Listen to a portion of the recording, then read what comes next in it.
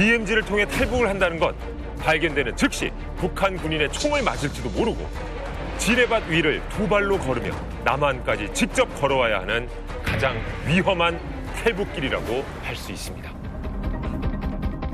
바로 이 DMZ를 넘어서 남측으로 올 때 그냥 온 게 아니라 뒤에서는 추격조가 따라오고 총알이 빗발치는 과정도 겪은 분을 모셨습니다. 북한 최전방 군인 출신 정한을 씨입니다. 안녕하세요. 본인 소개 부탁드립니다. 네, 안녕하세요. 저는 북한의 항해북도 최전방에서 군 생활을 하다가 북한군 초소를 탈출하고 DMZ를 넘어서 대한민국으로 오게 된 정하늘입니다.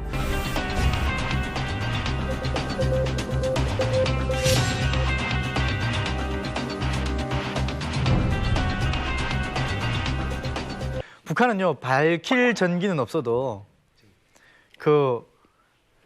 가지 못하게 막을 전기는 있어요. 이게 뭔 말이에요, 이게? 뭘 막아요? 그래서 어떤 명목하에 그런 전기가 설치되어 있냐면요. 2200V의 고압 전기 철조망이 전선 전 지역에 다 설치되어 있습니다. 진짜 전기 들어올까요? 네, 실제 들어옵니다. 우와. 눈으로 확인했었고요.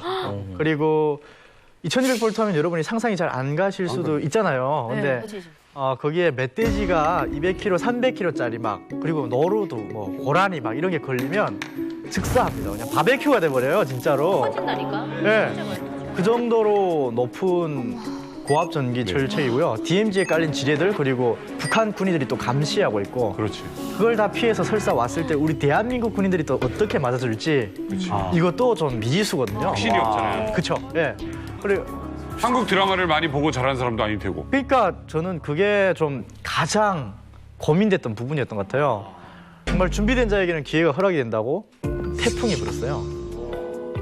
가장 큰 장애물이 제 앞에 있는 그 철책이잖아요. 그렇죠. 2002년. 근데 정말로 강력한 태풍이 불면서 그 철책이 다 파괴가 됐어요.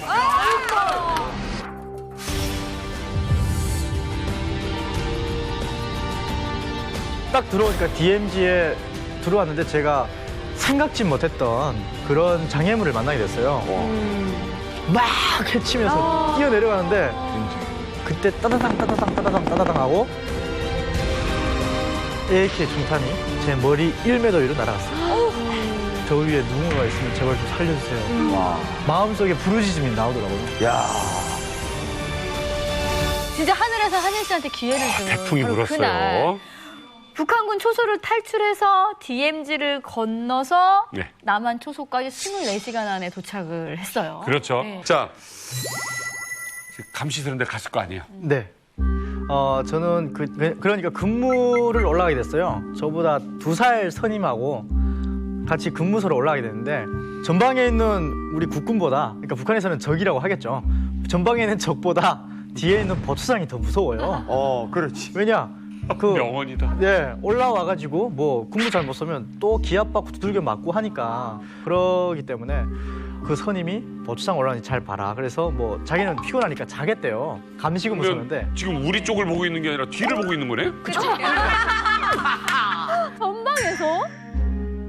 그리고 저는 거기에 있던 AK 사총하고 총탄 90발이랑 그리고 수류탄 2발. 무게가 어마어마했을 텐데. 쌍안경까지 휴대하고. 왜냐면 경로를 봐야 되잖아요. 그래서 쌍안경을 목에 걸고 감시대 밑에 내려왔죠. 성큼성큼 걸어서 철책으로 내려왔어요. 저녁 몇 시쯤이에요? 그때가 낮이었어요. 오후 한 2시, 3시? 철책에 정작 내려오니까 이게 전기가 다 다운됐는데도, 샷다운 됐는데도 그럼에도 불구하고 왠지 흐를 것 같은 거예요. 그렇지. 왜냐면 제가 거기에 죽어나간 멧돼지랑 고라니를 많이 봤기 때문에. 그래서 진짜 이거 잡자. 한번 손으로 한번 잡아보자 하고 안 돼. 철조망을 손으로 딱 잡았어요. 그리고 눈을 딱 감고 셋을 셌어요, 속으로. 하나, 둘, 셋 하고 눈을 떠봤는데 살았더라고요. 와, 대박. 그렇게 무사히 DMZ에 들어올 수 있었죠. 그러니까 그 첫 장애물을 극복한 겁니다.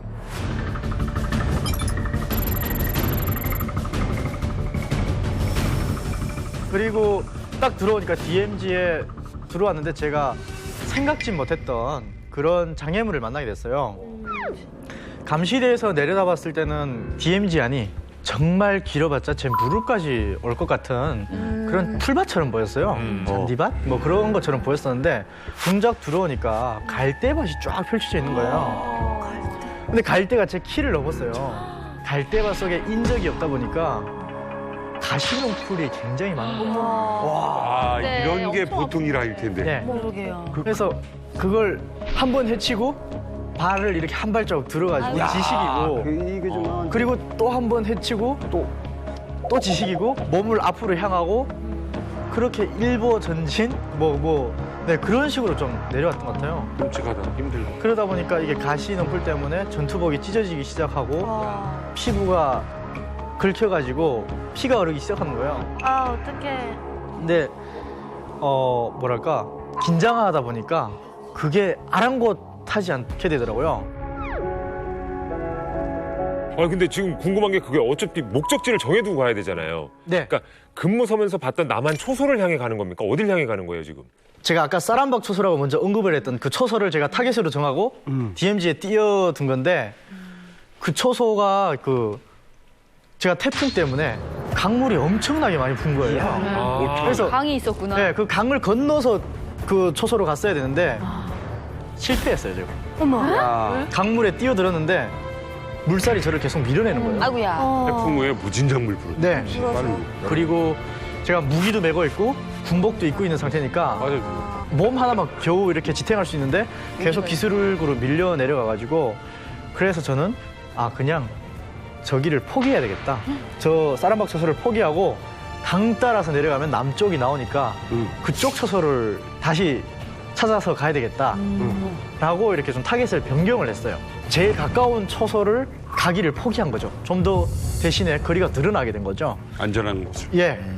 그래서 그쪽을 향해서 내려오기 시작했는데 얼마쯤 내려왔을까 갑자기 뒤에서 하늘아 막 이렇게 뭐야. 저를 찾는 거예요. 근데 그게 저희 버초장이었어요.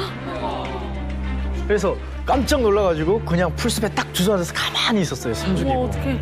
그렇게 한 몇 번을 찾더니 더 이상 소리가 안 들리더라고요. 그래서 이제 다시 내려가야 되겠다. 그리고 막 내려오기 시작했죠. 얼마쯤 내려왔을까? 어둑어둑 좀 땅거미가 내리기 시작하고 날이 어두워지기 시작했어요.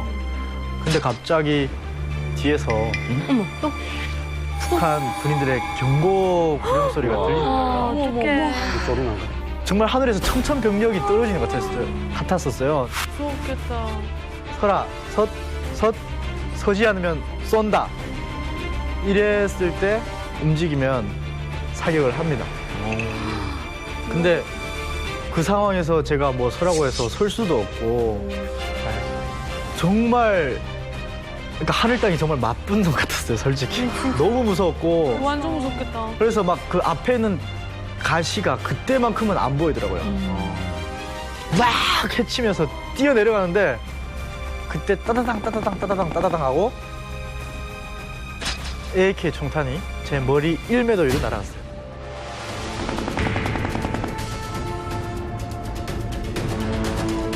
그런 상황을 저는 영화 속에서만 봐왔지 그리고 제 눈앞에 펼쳐질 거라는 정말 꿈에도 생각 못했었는데 갑자기 총알이 막 날아가고 하니까 그 자리에 쓰러졌어요.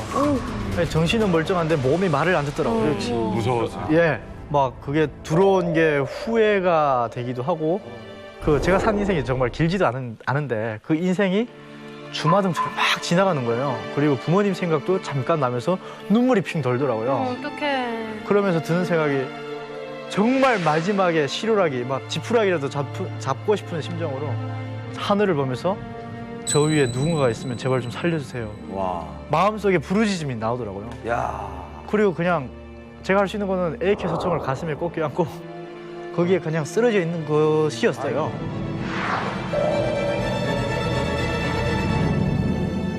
남쪽이 어디 쪽이라는 건 알아요. 그 방향은 자꾸 내려갈 수 있는데 그럴 엄두가 전혀 안 나더라고요.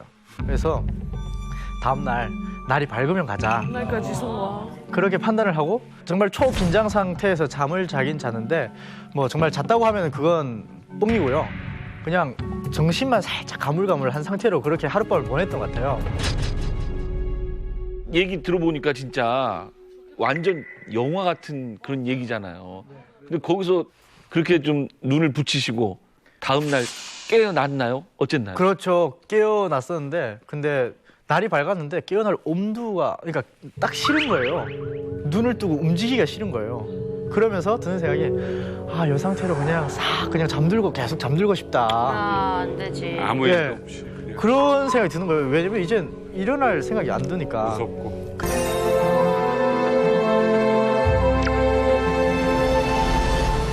아니 그러면은 한국군인 눈에는 언제 띄인 거예요?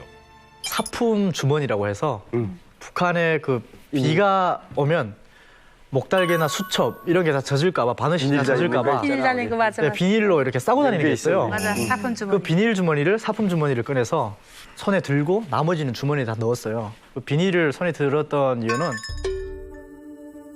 귀순 의사를 표시하려고요. 그렇지. 역시. 야, 네, 흰 깃발을 흔들려고 흰 깃발 맞지? 막 흰 비닐을 막 네. 흔들었는데 서초에서 한 10초, 15초 시간이 잠깐 지났는데 그 거리가 한 5m쯤 딱 됐을 때 우리 군인들하고 5m쯤 딱 대치됐을 때 그때 당시 중대장이랑 부중대장 분 두 명이 나왔어요. 보급 장교로. 예, 근데 한 분이 딱 이러시는 거예요. 귀순하러 오셨습니까? 야, 이러는 거예요. 근데 그 자리에서 무너졌어요.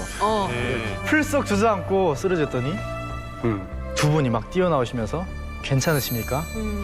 하면서 저를 딱 부축해 주는 거예요. 쨍하다. 대한민국에 오길 참 잘했다. 이렇게 생각하는 순간은 언제예요? 제가 몸무게가 40kg 그렇게 됐잖아요. 근데 그게 사실 못 먹어서 그렇게 됐는데 한국에 오니까 뭐 흰쌀밥은 먹기 싫어서 안 먹고 그리고 너무 풍족하고 풍요롭고 그런 걸 보면서 매 순간순간 오기 잘했다라는 그런 생각을 하게 되고요. 그리고 자신이 하고 싶은 일을 선택하고 그리고 또 여행도 자유롭게 다니는 그런 게 너무 좋았고 그래서 저는 그런 순간들이 매 순간순간마다 정말 오기 잘했다고 생각을 하는 것 같아요. 그래서 후회한 적은 한 번도 없는 것 같습니다. 네. 갑자기 밤 12시에 날 막 깬단 말입니다. 그러더니 당장 가자는 겁니다. 일광욕장으로 나와서 복도로 가로지르게 되면 그 출입구 안 고치고 취급실 문으로 넘어갈 수 있거든요. 그러니까 구방 문 열고 나가서 창문으로 나서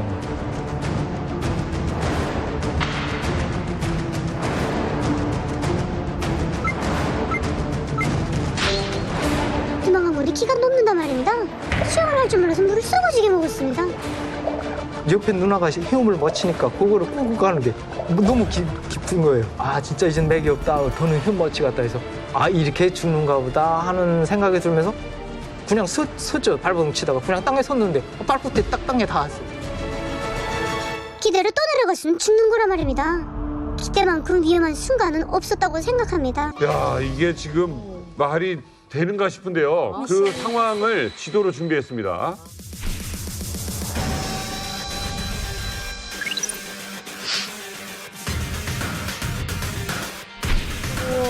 그래. 손으로 찍어보세요, 가서. 완전 충격이다. 이게 지금 볼 수 있는 거야, 진짜? 자, 저희가 뭐 갑자기 임의로 하는 거기 때문에 카메라 앵글이 뭐 좋지 않을 수 있습니다만은, 네, 설명을 좀 부탁드립니다. 이 청 이만한 건물이 이만큼 다 이거 원성 공부하서 건물이거든요. 이만한. 근데 여기가 예신가 구르장이에요. 네. 구르장인데 여기는 뭐 사무실도 있고 여기가 CCTV 지키는 촉한에 여기 있거든요. 그러니까 여기는 구르장이고 근데 들어와두는 통로는 원래 여기예요. 그래서 일광욕장으로 나오게 되면 여기 복도에 문이 하나 더 있거든요. 중간에 대기 근무 소문이 있으니까 이 문 안 고치고 이 창문으로 나갈 수가 있는 거예요. 여기 네. 문 안 거니까. 그러니까 여기로 나와가지고 버처 종문은 여기 있거든요. 여기 이 앞에. 예. 그러니까 이 앞에 있으니까 여기는 안 보여요. 잘. 밤이니까 더구나 그럼 보안소는 밤이면 새까맣거든요.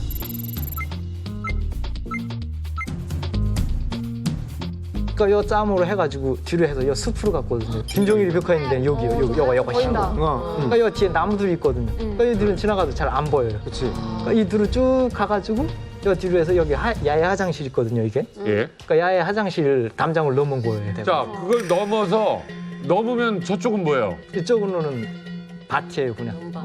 농사 짓는 벼 농사 짓는 같이 밭. 나오네요. 네, 밭이거든요. 글리 뛰는 겁니까? 아니요, 일로 아니고 그러니까 이쪽으로 여기 물이 흐르거든요, 여기 메카가. 그러니까 요거 따라 쭉 내렸어요. 요거 따라. 그러니까 이까지 봤어요.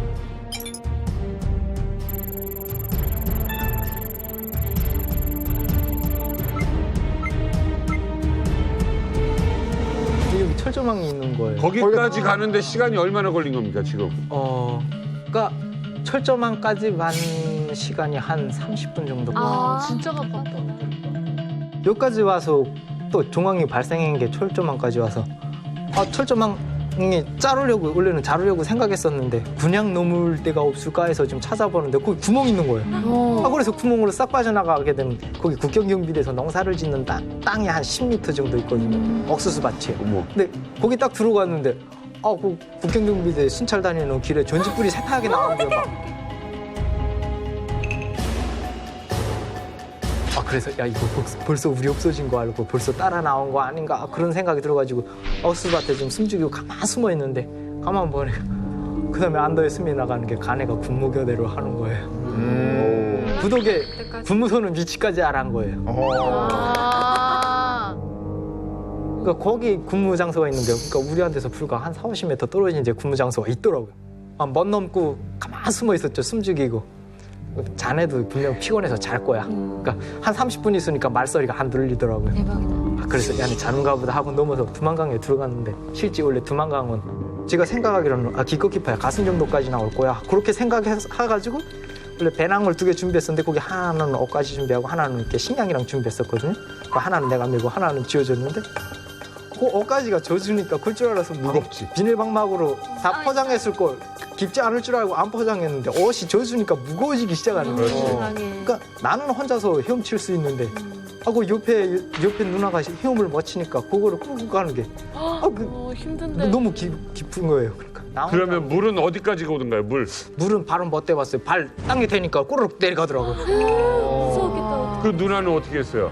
그 누나는 지금 나를 붙잡고 허둥허둥 하는데 진짜 힘들었어. 사람 하나 붙들고 하는 게 진짜 간단치 잘해도 않더라고요. 힘들어. 원래 운동의 제가 문인이다, 야, 그때 수영을 좀 잘했어요. 수영. 그렇게 해서 이제 어디예요? 그 위치가? 한 강 절반 한 이쯤에 들어와가지고 진짜 이젠 맥이 없다. 더는 힘못 치겠다 해서 이렇게 죽는가 보다 하는 생각이 들면서 그냥 섰죠. 발버둥 치다가 그냥 땅에 섰는데 발끝에 딱 땅에 닿았어요. 세상에. 대박이다. 운이 하나도 대단하십니다. 저 위는 중국이고. 긴장. 여기가 특이한 게 원성에 요 강 넘어가게 되면 북한 땅이에요. 왜? 두만강 넘으면 중국 아니고? 어떻게 그래? 여기 요만큼 정도 여기 소만이라는 데가 있는데 북한에서 거기 들어가서 농사를 지어요. 운동장에서.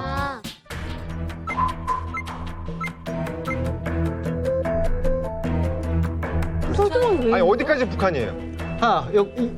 요 숲 있는 데까지 이 정도로 여기 다 이거 북한 땅이에요. 처음 알았어. 저런 데가 있는지 처음 알았어. 강이 있는데 그거를 다시 건너야 중국 땅인 거야. 네, 그렇죠. 또 하나 건넜겠네 거기서. 작은 강. 아니 여기는 강은 없고 개울 같은 게 좀 개울. 약간 흐르더라고요. 근데 거기서는 못 넘었죠. 날이 발달하니까. 그래서 거기는 잡초가 무성해요. 그러니까 잡초가 무성하니까 거기 좀 하루 종일 숨어 있었던 거죠. 다음날 저녁 잡초 때까지. 속에? 예.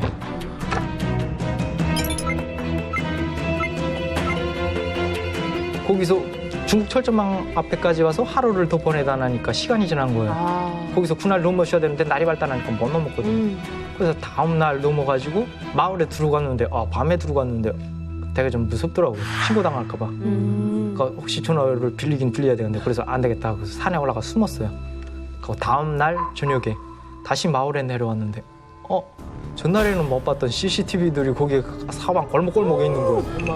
막 저기서 불빛이 그 시뻘건 불빛이 쭉쭉 나오는 게 보이는 거예요. 전날에는 너무 긴장해서 못 봤는지 모르겠는데 무서워가지고 다시 산에 올라가 숨었거든요. 그 산 밑에가 거기가 좀 농촌부락이다 나니까 집들이 드문드문 있어요. 그러니까 거기 개인집에 다음날 내려가 보기로 했거든요. 그러니까 그 점심에 제가 그 집을 계속 감시했죠.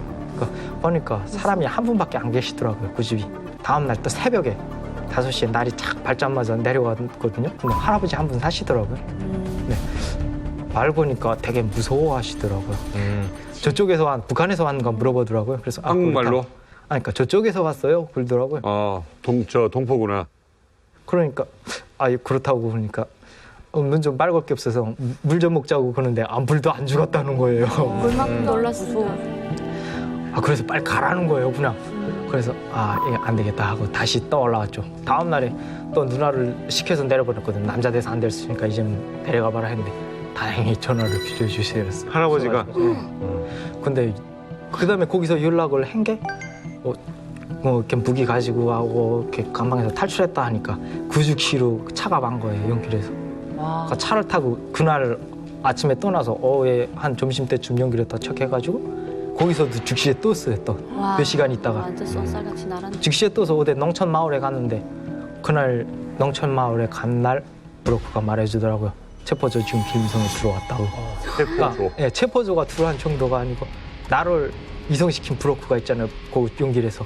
그 브로커한테 사진 가져주고 왔댔대요. 완전 쇼킹이다.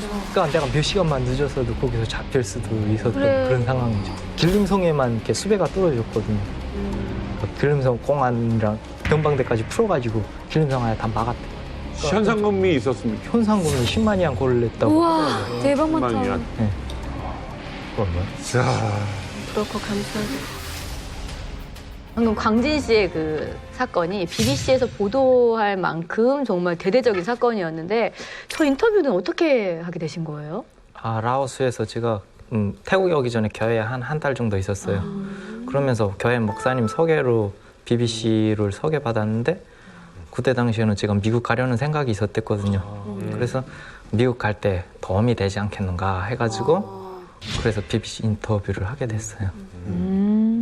근데 저 당시에는 북한에서 우리 광진 씨를 잡으려고 난리였는데 어떻게 인터뷰를 하게 됐어요? 그런 생각을 하시게 된 거예요? 아직 성공 전이잖아요. 탈북을 그러니까. 성공한 건 아니잖아요. 그때 당시가 인터뷰할 당시가 작년 11월 중순이었거든요. 얼마 안 됐어요. 그러니까 제가 떠난 지는 한 4개월 후예요. 그러니까 제가 또 그런데다 이제 3구까지 태국까지는 못 왔어도 라오스까지 다 3구까지 안전하게 왔기 때문에 네. 일단 태국에 건너가면 인터뷰할 시간이 없거든요. 거기서 인터뷰를 해가지고 조건을 걸었어요. 내가 태국에 간 다음에 아예 이민국에 들어간 다음에 확인된 다음에 이거 BBC 영상을 내보낸다 하고 그렇게 했거든요. 그럼 광진 씨, 왜 BBC에서 광진 씨를 인터뷰하려고 했을까요? 제가 생각하기에는 아마 이런 일이 북한에서 처음 있는 일이잖아요. 제가 듣은 바로는 또 북한의 작년 사건 사고 1순위로 올랐대요, 이게. 그 정도로 좀 이렇게 특이하고 좀 큰 사건이니까 아마 BBC에서 관심을 가지지 않았나 그런 생각이 들어요. 그 누나는 잘 살고 계세요? 네. 그래 누나. 근데 저보다 한 5월에 나가가지고 올해 나와가지고 잘 살고 계시더라고요. 빨리 오셨구나. 잘 됐네요. 자, 오늘 나오셔서 정말 소중한 증언을 해주신 우리 정광진 씨. 앞으로 대한민국에서 멋진 활동하시길 바라겠습니다. 북한이 조금 전 최전방 중부전선 지역으로 북한군 초급병사 한 명이 귀순했다고 밝혀왔습니다. 이 오청성 씨가 북한 공동 경비구역을 통해서 귀순한 이후에 처음으로 북한군 귀순자가 발생한 겁니다. 네.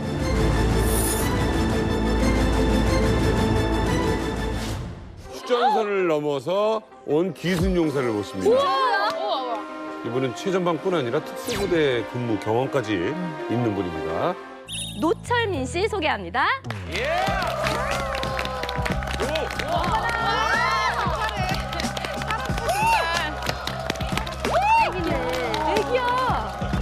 안녕하십니까. 저는 2017년 12월 휴전선을 넘어서 한국에 온 노철민입니다. 저는 특수부대 거쳐 민정경찰대 복무를 했는데요. 특수부대 훈련만큼 스펙타클한 수전방 이야기 모두 들려드리겠습니다. 귀여운데. 되게 귀여운데요? 지금 실례지만 나이를 여쭤봐도 될까요? 네, 지금 20입니다. 스물? 왠지. 근데 이제 군대를 몇 살에 가신 거예요? 만 17살이면 군대로 나갑니다. 우리 특수부대 같은 경우는 가수 새로 나왔어요. 네, 김정은이랑 치마에 만들어졌고, 네, 어공리 특수작전대라고. 새로 만든 부대. 네, 아주 악마 부대예요. 네, 기본 임무는 네, 핵을 착용하고. 에? 핵배낭이라고 하죠. 햇볕난 부대. 네, 그걸 착용하는 시로 후성기에 타가지고 명령 하달이 떨어지면 일단 그다음에 서울에 침투되는 거죠. 백두산 훈련 열풍을 세차게 일으켜 완벽한 실전 능력을 소유한 일당백 용사로 준비해가는 금지 드럭키. 특수부대에 있다가 이제 최전방으로 가신 거잖아요. 어땠어요? 갑자기 명령 방침이 떨어진 거죠. 특수부대에서 민경 구순지로 이동하라, 후송하라 해가지고 특수부대에서 주요 인물들, 네, 좀 인기 있는 사람들, 네, 그런 사람들 뽑아라 해가지고 저격조로 뽑혀간 거죠. 와.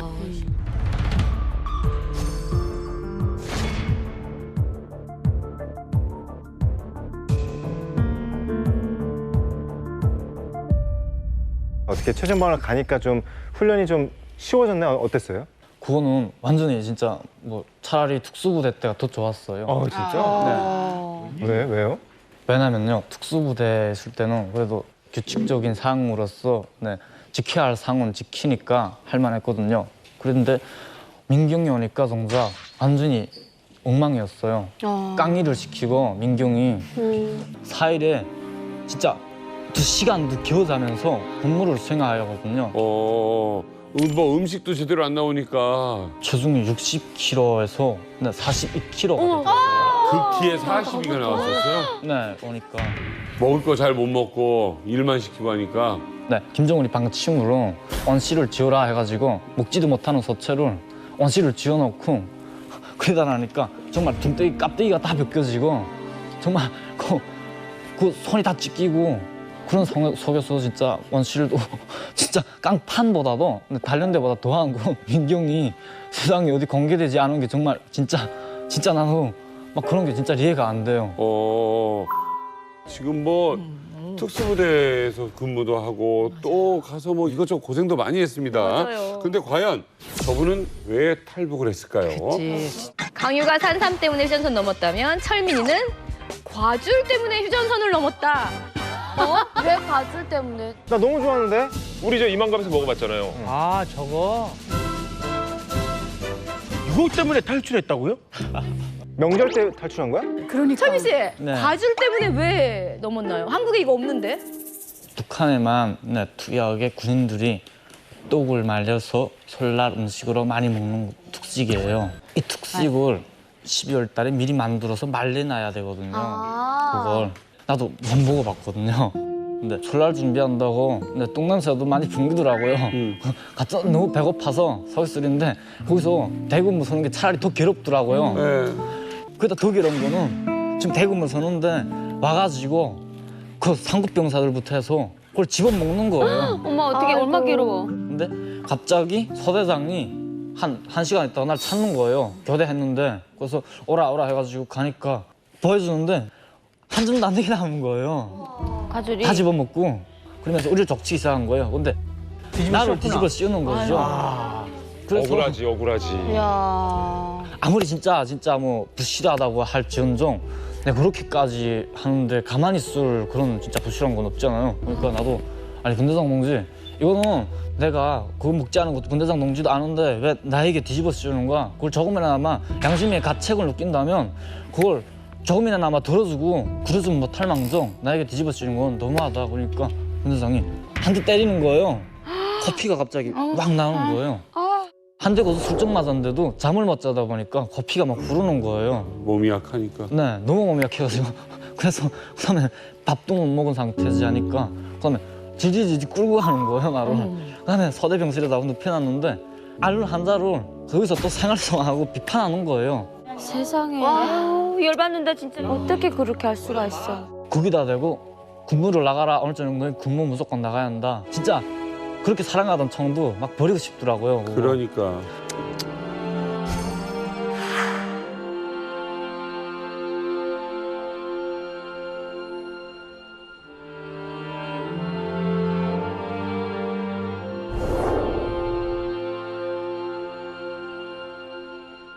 이렇게 진짜 내가 살 바에는 차라리 어디 가서 죽는 게 낫지 않을까.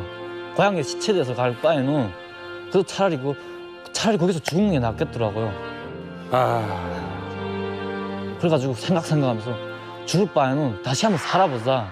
근데 그래가지고 그 상황에서도 살아야겠다는 생각하니까 머리에 수가 떠오르더라고요. 그 송기가 끼거든요. 감시소에. 감시소 송기가 끼는데 새벽에는 주로 송기가 끼면 밖을 내다봐도 안 보여요. 그리고 성의가 껴서. 네, 그 시간에는 상사 분대장들도 다 꺾여서 잘 때거든요. 또 보니까 우리는 새벽에 국기를 띄워요. 그 사이에 전기가 들어갔다 나가는데 제일 위험한 시기예요. 근데 전기철 조망이 있지 거기 붙으면 그래서 사람 같은 거는 몸뚱이가 퉁퉁 튀나가요. 없어지고. 근데 아주 수산해요. 진짜 그래서 다니는데 순찰 돌 때도 그래서 코를 막고 돌지 않으면 못 돌 정도로 그렇게 송장내가 막 나거든요. 예. 뭐 짐승이고 뭐고 다 네, 있으니까. 너무 많이 죽어서 그래가지고 그때로 계산해가지고 직공 넘어가야 되는 거죠. 근데 자칫하면 그래서 지금은 김정은이 명령으로 도주자가 있다면 그 자리에서 총 쏴라라. 내가 총 쏴라는 사람은 영웅으로 되는 거죠. 난 완전한 저국의 역적이 되고. 그러니까 어떻게나 살아야 한다. 네, 거기서 제 구호됐거든요. 그래가지고 철조망을 해짓고 전기가 흐른지도 모르는 상황이죠. 그러니까 총으로 붙이고 그 밑으로 개가지고 나가는 거죠. 그래서 부럭불을 뽑고 돌 다 해짓고 그다음에 나가는데 소리가 굉장히 세거든요. 새벽에 엉거란을 울려요. 근데 멧돼지가 많이 다녀요. 특별히. 근데 그 멧돼지 다니는 소리 때문에 못 듣는 거죠. 다행이다. 야, 진짜. 그래서 죽든 살든 어쨌든 가자 해가지고 그다음에는 있는 힘껏 거기서 진짜 하는 게 다 달렸어요. 그래가지고 임진강까지 도착하니까 뭐 지뢰 밟아 죽을 뭐 그런 각오는 뭐 언제 생각도 안 나더라고요. 막 이러다 죽으면 죽었지 뭐. 근데 지뢰를 너무 많이 설치해서 우린데 솔직히 거기서 밟으면 다 터져요. 근데 여름이랑 터졌겠는데 겨울이니까 안 터질 위험성이 많은 거죠. 얼어서? 네, 얼어서. 얼고 갈 데가 많이 덮어가지고 안 터지는 경우가 거기다 많아요. 체중도 가볍기도 하고. 그다음에 림진강을 건너는데 예. 지가 오는 거예요, 다리에. 네, 지가 딱 와가지고 건너지 못하겠더라고요. 근데 발발발 계속 하는데 그 얼음 살얼음이 딱 져가지고 깨지는 소리가 엉거란을 울려요. 그러니까 공관지 감시소 그런 데서 보는 게 다 보이거든요. 그다음에는 어쨌든 살아야 할 판이니까요. 건너갔는데 턱 나오니까 다리가 다 굳어지고 순간에 얼음이 주습 찌고 턱이 거드름이 쭉 지더라고요. 몇 월이었어요, 그게? 12월 20일 날. 네, 굉장히 추웠어요, 새벽에. 가니까 거기에 호각이 있더라고요. 기순 안내표라고 이렇게 올라오라 하는 걸 써놨더라고요. 이게 뭐지, 살았구나 하는 생각에 정신이 번쩍 들더라고요. 어떡해. 그다음에 눈을 가리고 들어갔어요. 들어가가지고 한국군인 드물을 쏟아주고 막 진짜 옷이랑 막 갖다 주고 네, 막 진짜 가니까 눈물이 막 저절로 나오더라고요. 아이고. 안 죽은 게 다행이다. 안 죽은 게. 맨 먼저 와서 먹은 게 뭐였어요? 도착해서 너무 배고파가지고 그 밥을 그래서 뭐 숟가락으로 퍼먹는다든지 입으로 먹어야 하는지 그래서 막 퍼먹고 먹고 나니까 앞에 고기 있는지도 몰랐어요. 아이고야. 야, 세상에 어느 만큼 배고팠으면 그랬어. 아니 근데 저 이렇게 탈북 얘기를 듣는데 왜 아는 사람이 유나 씨가 이렇게 울어요? 네? 아니 제가 그 군인 가족으로 이렇게 살았습니다. 탈북하기 전까지. 근데 94년도 지난 다음부터 이제 그 권한의 인권 딱 들어서면서 참 요만한 군인들이 와갖고 계속 허약거려서 그 군병원 실려가고 하는 걸 제가 이렇게 길에서도 계속 봤댔어요. 그 단가를 이렇게 실어가는데 단가 이렇게 넣고 엄마 나 죽으러 가나 봐. 계속 그런 걸 내가 봤댔단 말이에요. 그러니까 갔다 와도 힘이 없으니까 계속 누워서 알아요. 그럼 또 힘 없는 거 구타하고. 그러니까 이런 걸 자꾸 봤댔으니까 나는 지금 자꾸 철민 씨를 보면서 그때 그 아프던 병사들 자꾸 생각나니까 이게 남일 같지가 않아서 자꾸 눈물 나는 것 같아요. 이게 아유 눈물 나는 얘기죠. 이게 사병들이 군인이 전쟁할 생각보다는 오늘 뭐 먹을 거 없나 가지고만 계속 꽂혀 있으니 진짜 그때 기순장한테 그때 왔을 때 반갑다고 제가 꼭 껴안아주고 싶었는데 못했습니다. 그래서 오늘 이 자리에서 한번 하고 싶습니다. 아빠야 아빠. 한번 해줘요. 아빠야 아빠. 야 남한과 북한이 이렇게 빨리 됐으면 좋겠다. 야. 오! 잘했어? 잘 살아야지. 아이고 우는 거 봐. 눈물 나요 마음으로.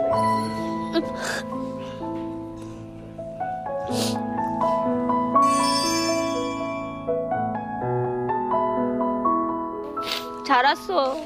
너무 살았어. 아버지라고 생각하고 한번 다시 한번 꼭 껴안으세요. 오래 껴안으세요.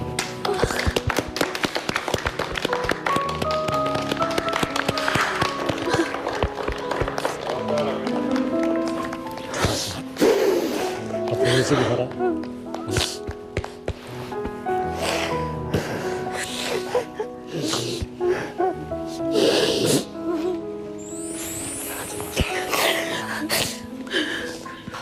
저 노채민 씨, 이젠 좀 기운 내시고 좀 당당한 모습으로 딱 앉아 계세요.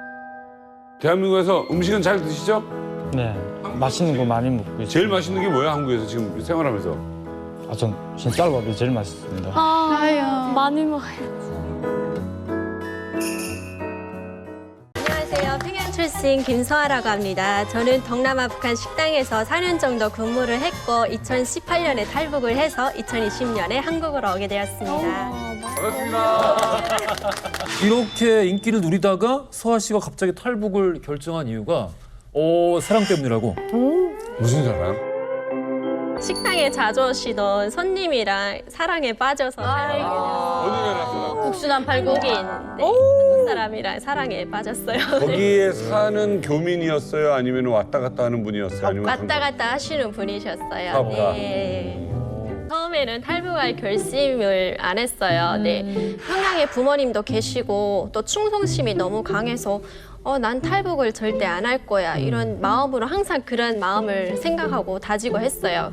그러다 어느 날 제가 너무 이렇게 새벽까지 일하다 보니까 몸이 망가지더라고요. 네, 안 아픈 데가 없는 거예요.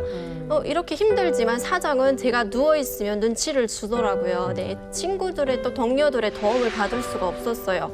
그때 당시 너무 서러웠고 이때 제가 너무 힘들어할 때 이 한국 분이 저에게 이렇게 매일 죽을 써서 가져다가 챙겨주고 저한테 정말 잘 챙겨줬어요. 그래서 이 사람 뭐야 하고 너무 좋아하게 되고 제가 의지를 좀 많이 했어요. 예. 그렇게 하다 보니까 이제는 이 사람 따라가야 되지 않을까 이런 생각도 마음으론 하고 있었지만 그래도 탈북을 할 생각은 못했어요. 그렇죠.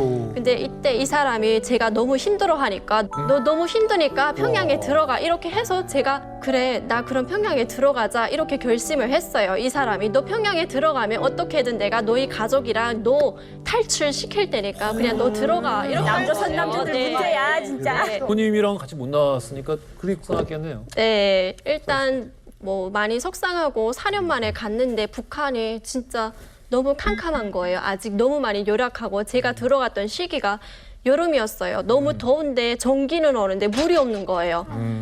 외국에서 나 샤워했는데 가니까 샤워를 할 수가 없는 거예요. 물이 없어서. 아이고야. 너무 열악한 걸 보고 북한은 아직 캄캄한 세상에서 살고 있구나. 빛은 있지만 빛이 없는 세상에서 광명을 못 찾고 있구나. 이런 생각이 들더라고요. 그래서 이제는 그냥 마음을 굳혀야 되겠다. 이렇게 생각하고 네. 그때 식당에 손님들이 갑자기 줄었고 또 그때 남북 정상회담이 있으면서 이제 금방 우리도 통일이 되는 거 아니야 이런 희망은 가지고 있었어요. 네. 근데 대북 제재로 식당이 너무 힘들다 보니까 언제까지 우리가 통일이 될까 이렇게 기다리는 게 아니다 이런 생각도 있었고 네, 내가 이제 언제 또 좋은 세상을 보겠어라는 생각이 들었고 이제는 나는 탈북할 결심을 해야 되겠다 마음을 굳히고 네, 결심을 했어요. 네. 딱 드디어 결심을 하시고 네. 이제 그다음에 이제 실행을 딱 옮겨야 되죠. 네. 그 남자에게 연락을 해야 되잖아요. 그날 그 사람이 저희 식당에 왔어요. 네. 제가 얘기를 먼저 했고 그 사람이 내가 밖에 차를 대기시켜 놓을게 이렇게 얘기를 했고 그 사람이 먼저 식당 밖을 나갔어요. 저는 사람들의 눈을 피해서 이제는 나도 나가야 되겠다라는 생각이 들었는데 나갈 수 있는 문이 없는 거예요. 그래서 3층으로 올라가 보니까 3층에서 창문으로 떨어질 수밖에 없는 거예요. 아니 저기요 낙하산 선수예요. 층에서 뛰어내린다고요? 네, 3층에 이렇게 올라가 보니까 거기 유일하게 문이 하나가 있었어요. 나갈 수 현관으로는 못 나와요, 1층으로? 못 나가요. 그 손님들이 나갈 때만 요리사 엄마들이 문을 열어주고 이렇게 했어요. 네. 희한하다. 식당 문을 잠궈 놓는다고? 원래 그렇게 문을 닫아놓고 했어요. 네.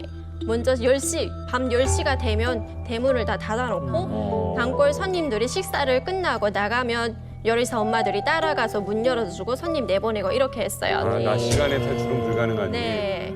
그렇게 해서 또 오빠가 그 사람이 그때 막 전화를 돌렸죠. 탈북할 사람이 있는데 도와주세요. 이렇게 사람들을 그때 섭외했어요.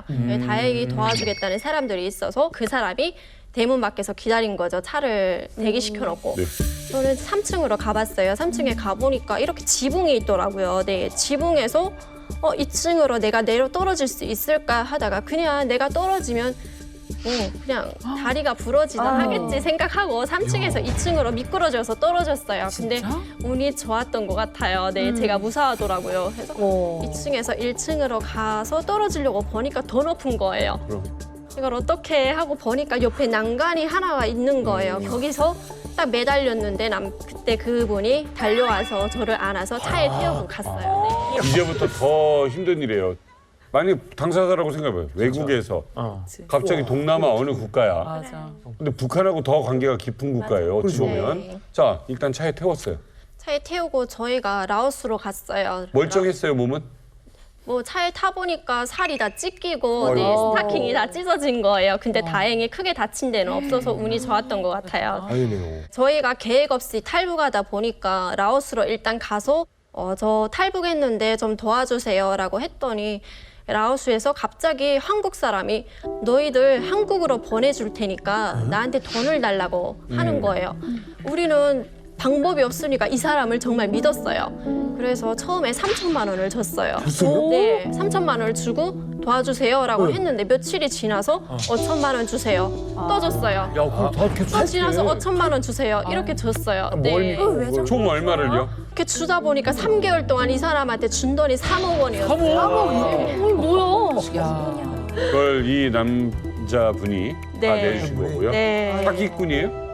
그때서야 정신을 차리고 우리 사기 당하고 있는 것 같다. 이제 한국으로 가자 마음을 굳혔는데 그날 밤에 총을 들고 저희한테 찾아온 거예요. 이 3억 가져간 사람이? 네. 너희 3천만 원 내놓지 않으면 너희 신고하고 가만 놔두지 않을 거야. 3천만 원 더 내라. 이렇게 한 거예요. 저는 저희 그분이랑 또 너무 무서우니까 3천만 원 주고 그 다음 날에 태국으로 넘어갔어요. 3천만 원 또 주고. 이게 현실이에요? 네. 이게 범죄도시 그런 거지. 이 사람 지금 한국 사기꾼이었어요? 네. 한국 사람이었어? 네. 3억 3천 뜯어간 사람이 한국 사람이야? 야, 이런. 찾을 수 없어요? 그래가지고 어떻게 됐어요?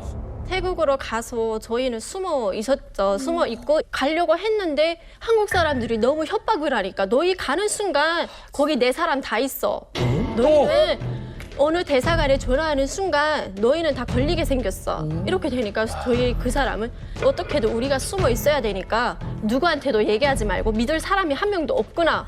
이렇게 생각하고 그냥 한국에 가는 거를 포기했어요. 2년을. 교회 단체니 뭐 어디니 전화를 해보니까 지금은 도와줄 수 없다고 하니까 저희는 이제 한국에 못 가겠다. 나를 안 받아준다고 하니까 이제는 포기하자라고 생각을 했는데 거기서도 저희가 또 한국 사람에게 협박을 당했어요. 또 당했어? 네. 아니, 왜 그래? 호텔 근처에서 계속 여러 번에 거쳐서 납치당할 뻔하고 네. 너무 무서워서 이제는 진짜 한국에 가야 되겠다. 어떻게든 한국에 가야 되겠다 생각하고 태국에서 한국 대사관에 우리 도와주세요. 네. 요청을 했더니 거기서 빨리 이민국 수용소에 들어가세요. 그렇지. 자수하고 들어가세요. 그럼 우리가 도와주겠습니다. 이렇게 해서 거기로 들어갔고 거기 수용소 생활을 하다가 네, 다행히 무사히 한국으로 왔습니다. 네. 태국에서 네. 일단은 라오스나 어디 딴 데 베트남 아무 데도 안 되고 일단 태국 가서 경찰한테 가서 노스코리안이라고 얘기하면 네. 유치장으로 들어가서 거기서 이제 3주건 뭐 두세 달이건 네. 있다가 오는 네. 그게 가장 정석이에요. 자, 지금으로부터 5년 전 대한민국을 떠들썩하게 했던 또 한 번의 재입국 사건이 있었습니다. 그 속에서 해답을 찾아보겠습니다.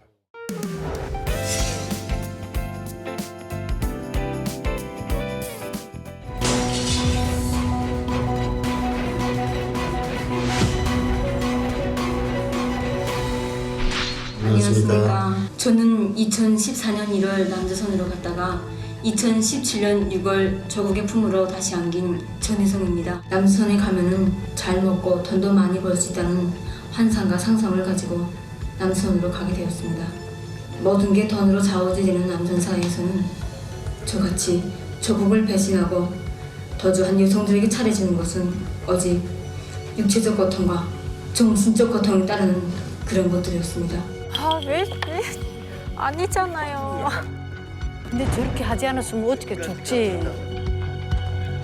제가 그 대본을 보니까 이제 우리의 최고 존엄을 이제 헐뜯는 그런 내용이었습니다. 놈들이 써주는 대로 절절해였다 되면서 저는 우리 공복에 천추에 씻지 못할 그런 죄악들을 저지르게 되었습니다. 아유 참. 아유. 아니 근데요 북한 언론에서 그분을 자꾸 이렇게 언론에 방송에 출연시켜가지고 뭐 이야기를 하고 뭐 그런 그 명확한 북한의 의도가 도대체 뭡니까? 저는 되게 간단하다고 봐요. 첫 번째는 그 임지연 씨가 그 인터뷰를 하면 한국에서만 보는 게 아니라 북한 전역에 그걸 내보낸단 말이에요. 근데 임지연 씨는 한국에 와서 TV에 나가서 이제 활동하는 사람이었는데 그런 사람임에도 불구하고 남한에서 정착을 못하고 북한으로 다시 돌아왔다는 거는 북한 사람들로 하여금 남한은 사람이 살아가기에는 정말 열악한 곳이다. 그러니 탈북을 하지 말라. 탈북을 막으려는 목적이 하나가 있는 것 같고요. 그리고 두 번째는 지금 대한민국에 살고 있는 3만 명이 넘는 탈북자들이 남한 사회에서 박해를 받으려고 하는 그런 의도가 있는 것 같아요. 네. 그 이번 이제 임지연 씨 사건을 포함해서 지금 한 25명이 이제 북한에 가 있는데 이 사건은 이제 남북한이 벌이고 있는 어떤 이념 전쟁 이런 그 체제 전복 전쟁을 하고 있는 와중에 저는 희생양으로 좀 보고 있거든요. 그러니까 2013년도에 김정은이 집권하면서 과거의 탈북자는 숨기고 탄압하고 이제 어떤 그 억제하는 이제 그런 모습이었는데 이제 김정은이 들어와가지고 이 사람이 이제 뭐 했냐면 탈북자를 오픈시켜라. 그리고 이제 그 한국에 가 있는 탈북자들 유인해가지고 북한에 끌어오게 되면 이 사람들 입을 통해서 대한민국을 비난하자. 왜냐하면 북한 정권이 남한 나쁘다고 아무리 욕을 해도 북한 주민들이 믿질 않습니다. 그렇게 됐기 때문에 이제는 대한민국을 경험한 북한 주민들이 북한으로 와서 이 사람들의 입으로 이제 비난하게 되면 다 믿을 수가 있죠. 네.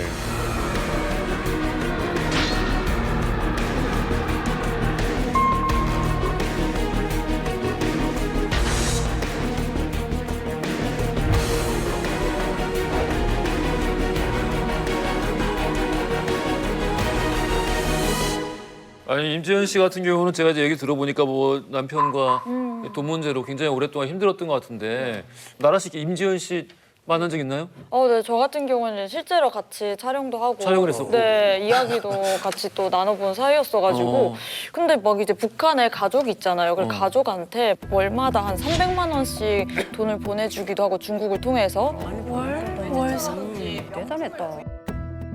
북한에서는 왜 임지연 씨를 좀 이렇게 노린 걸까요? 아무래도 이제 임지연 씨가 이제 다시 재입국을 한 이후에 북한에서 이제 납치한 게 아니냐 뭐 이런 소리 많았잖아요. 근데 뭐 저도 그쪽으로 조금 많이 생각을 하고 있습니다. 원래 이제 김정일 시대 때에도 이제 뭐 회유 기만조라고 해가지고 한국에서 이제 인권 활동을 한다든지 그리고 방송 활동을 한다든지 북한에 이게 영향력이 좀 있는 사람들이 있습니다. 그런 사람들 같은 경우에는 이제 회유 기만을 해가지고 중국으로 끌어들이고 이런 식이 있었기 때문에 그리고 또 저는 또 다른 측면으로 생각해 볼 필요는 중국 남편이 보입에 고발해 줄 수도 있는 이런 측면도 열어놓을 필요가 있다고 생각합니다. 제일 간단한 방법은 중국은 북중 우호 관계 때문에 북한 사람을 납치해 가는 데 대해서 말을 안 합니다. 알면서도 숨겨둡니다. 그렇기 때문에 남편이 북한 사람이 한국에서 이제 싸우고서 뭐 돈 문제 가지고 막 싸우다가 중국에 왔을 때 여기 왔다. 보이브 스파이한테 알려주면은 그 사람 납치해 가도 어떻게 말할 방법이 없어요. 손전용으로 이용이 됐어요. 이건 이용이지 원인의 무사에 관계없습니다. 이제 홍보가 아니라 손전용물로 만들어서 손전에 이용만 하고 그 다음에는 뭐 아오지를 갔는지 어디 갔는지 모르죠. 필요가 없어요. 하지만 이 자료는 역사적인 자료로 그냥 이용이 돼요. 얼굴 뭐 머리가 파풀이 될 때까지 이용이 됩니다.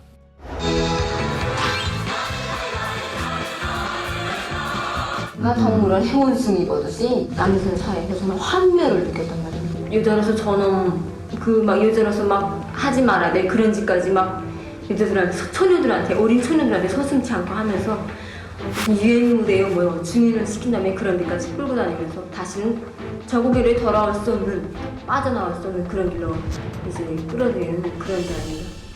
우리가 또 냉정하게 얘기하면 전혜성 씨가 나간 것도 비법이었고 들어오는 것도 비법이었고 그러면 그건 뭐 어느 나라로 막론하고 처벌도 받고 탄압도 받고 고문도 받는 경우도 이제 이렇게 있는데 저는 이제 처벌 받을 줄 알았습니다. 추울까 막 따뜻한 내 방에 불 떼주면서 그때 정말 양배추 반찬이랑 거주 반찬이랑 정말 제가 정말 줄줄 흘리면서 그거 다 먹었습니다.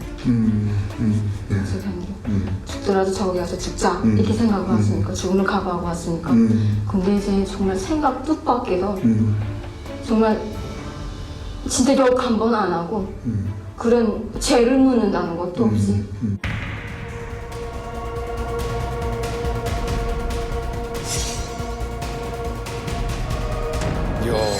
북한에서는 왜 임지연 씨를 좀 이렇게 노린 걸까요? 그러니까 거기서 북한에서도 여기 남한에 왔다 돌아오는 사람들이 자꾸 늘어나니까 우리 통일부 종착지원과 같은 시스템을 만든 거예요. 그러니까 오면 뭐 주택 주거도 마련해주고 식량 보장 뭐 해주고 취업 이런 것을 우리하고 비슷하게 하고 있어요 지금 현재. 전체가 아니에요. 우리 많은 사람들이 섞어서 가는데 효과는 엄청날 거예요. 근데 TV에 나오는 한두 사람들의 이야기를 듣고 우리 한국인 탈북자들이 많이 마음이 흔들려요. 가면 죽죠, 솔직히. 몇 사람 나와서 TV 옆에서 나 이렇게 선동하고 다닌다고 나머지 대부분은 알 수도 없이 많이 가는 사람들이 잘못되고 있어요. 네. 북한 사람들은 기자회견을 좀 믿었나요, 임지연 씨? 만약에 달에 갔다 온 우주 비행사가 나 달에 가서 물을 봤다 하면 믿겠습니까? 믿죠? 그 얘기랑 같습니다. 한국에 갔다 온 사람이 눈물을 흘리면서 초절하게 나 실업자다. 돈으로 좌우지되고 근데 본질은 어디로든 외형적으로는 맞아요. 직업이 없으면 실업자입니다. 그렇죠. 돈이 있으면 다 좌우됩니다. 그렇죠. 알바하는 거를 놓고 아주 험한 일 식당에 들어가서 그릇을 까시다 왔다고 해요. 빚이 많다. 다시 한번 말하지만 살짝 왜곡. 본질을 내놓은 살짝 왜곡이 되다 보니까 혜택으로 어디서 상담사가 와서 상담하고 쌀을 갖다 준다. 이런 소리는 안 해요. 그러네. 네, 그렇죠.